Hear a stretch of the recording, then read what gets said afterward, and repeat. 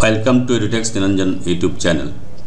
Assessment year 25-26-এ tax file করতে গিয়ে অনেকেরই এই এররটা এসছে।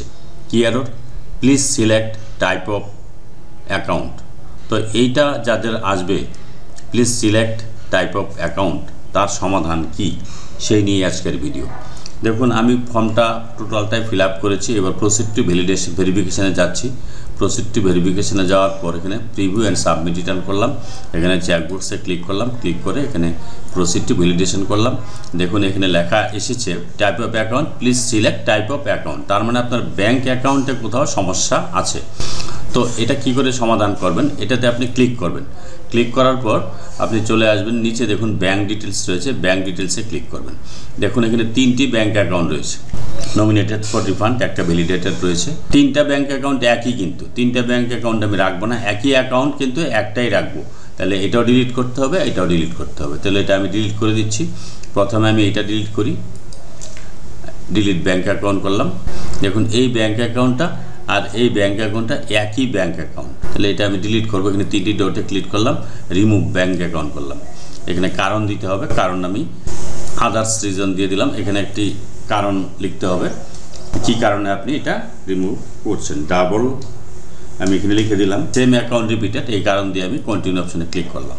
তারপরে একটা এখানে ওটিপি আসবে, আধার দিয়ে অথেন্টিকেট করতে হবে। আধার সিলেক্ট করলাম, এবার আধারে ওটিপি যাবে, ওটিপি বসিয়ে তারপরে কিন্তু ডিলিট করতে হবে।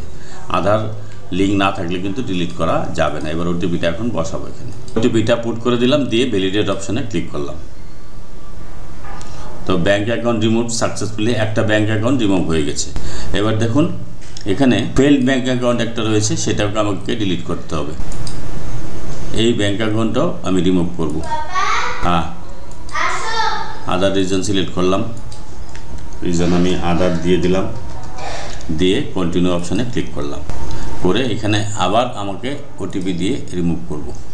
আধার ওটিপির সাহায্যে রিমুভ করব।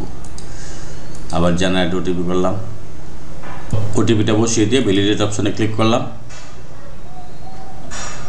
Bank account remove successfully. এবার দেখুন কটা ব্যাঙ্ক অ্যাকাউন্ট আছে, একটা ব্যাঙ্ক অ্যাকাউন্ট আছে কিনা একটু চেক করে নিই। মাই প্রোফাইলে যাচ্ছি, গিয়ে মাই ব্যাঙ্ক অ্যাকাউন্টে দেখে নিলাম। এবার একটা ব্যাঙ্ক অ্যাকাউন্টে আছে। এবার দেখবেন সেই অ্যাকাউন্ট টাইপ প্রবলেমটা আসবে না। তো এবার আমি আবার যাচ্ছি এই ফাইলে গিয়ে আমি ফাইল ইনকাম ট্যাক্স রিটার্নে যাচ্ছি। 25-26 সিলেক্ট করলাম, অনলাইন করলাম, কন্টিনিউ অপশানে ক্লিক করলাম, রিজিউম ফাইলিং করলাম, ওকে করে দিলাম। এবার আমি প্রসিড টু ভেরিফিকেশানে যাচ্ছি। এবার আমি প্রিভিউ অ্যান্ড সাবমিট অপশানে ক্লিক করলাম। এখানে প্লেসটা লিখে দিলাম, লিখে দিয়ে প্রসিড টু ভ্যালিডেশনে যাচ্ছি। আবার দেখুন please type of account, please select type of account, আবার একই বিষয় আসছে। তাহলে এখানে আবার সিলেক্ট করি, সিলেক্ট করলাম। সিলেক্ট করার পর আমি ব্যাঙ্ক ডিটেলসে যাচ্ছি, ব্যাঙ্ক ডিটেলসে গেলাম। যে ব্যাঙ্ক অ্যাকাউন্ট রয়েছে তারপরেও কিন্তু এটা account type confirm account type প্রবলেমটা শো করছে। তাহলে আমি কি করব? সেই ক্ষেত্রে আমি কি করব? এবার এটা আমি ডিলিট করে দিয়ে আবার অ্যাড করব, অথবা এই অ্যাকাউন্টটাকে রিভ্যালিডেটও করতে পারি। তো আমি অ্যাকাউন্টটাকে আবার রিভ্যালিডেট করে দেখব। যদি রিভ্যালিডেট না হয় তাহলে আমি অ্যাকাউন্টটাকে ডিলিট করে আবার আমি অ্যাড করব। এখানে রিভ্যালিডেট অপশানে যাচ্ছি, এই যে রিভ্যালিডেট অপশানে যাচ্ছি, করলাম, প্রসিড টু ভেরিফাই করলাম। এখানে রিভ্যালিডেট করতে গেলেও কিন্তু আপনার আবার আধার ওটিপি আসবে, আধার ওটিপির সাহায্যে রিভ্যালিডেট করতে হবে। জেনারেট আধার ওটিপি করলাম। তাহলে এবার ভ্যালিডেট ওটিপি বসিয়ে দিয়ে ভ্যালিডেট অপশানে ক্লিক করলাম। Your request for validation, your account has submitted, status will be sent. কি আসছে? এবার আবার ফাইল করার চেষ্টা করি, কন্টিনিউ করলাম, রিজিউম ফাইলিং করলাম, ওকে করলাম, প্রসিড টু ভেরিফিকেশানে যাচ্ছি। ভেরিফিকেশানে গিয়ে প্রিভিউ অ্যান্ড সাবমিট রিটার্ন করলাম। এখানে চেকবক্সে ক্লিক করলাম, প্রসিড টু ভ্যালিডেশন করলাম। দেখুন ভ্যালিডেশন সাকসেসফুল হয়ে গেছে। এবার প্রিভিউয়ে যাচ্ছি। তারপরেও না হতো তাহলে আমি অ্যাকাউন্টটাকে ডিলিট করে দিয়ে, ব্যাঙ্ক অ্যাকাউন্টটা ডিলিট করে দিয়ে আবার আমি অ্যাড করতাম, তাহলেও হতো। কন্টিনিউ করলাম। এবার ভেরিফিকেশানটা করে দিয়ে আধার নাম্বারের সাহায্যে ভেরিফাই করে দেবো। কন্টিনিউ করলাম। এবার আধার ওটিপি আসবে। এইবার ফাইনাল আমার কাজটা কিন্তু হয়ে গেল। দেখুন এবার কিন্তু আর অ্যাকাউন্ট টাইপ এররটা আসছে না।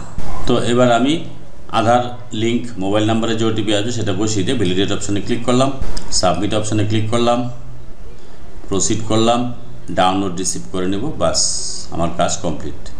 তো এইভাবে আপনারা কি করতে পারবেন, এই রিসিপ্টটা ডাউনলোড করে নিচ্ছি, এই হচ্ছে রিসিপ্ট।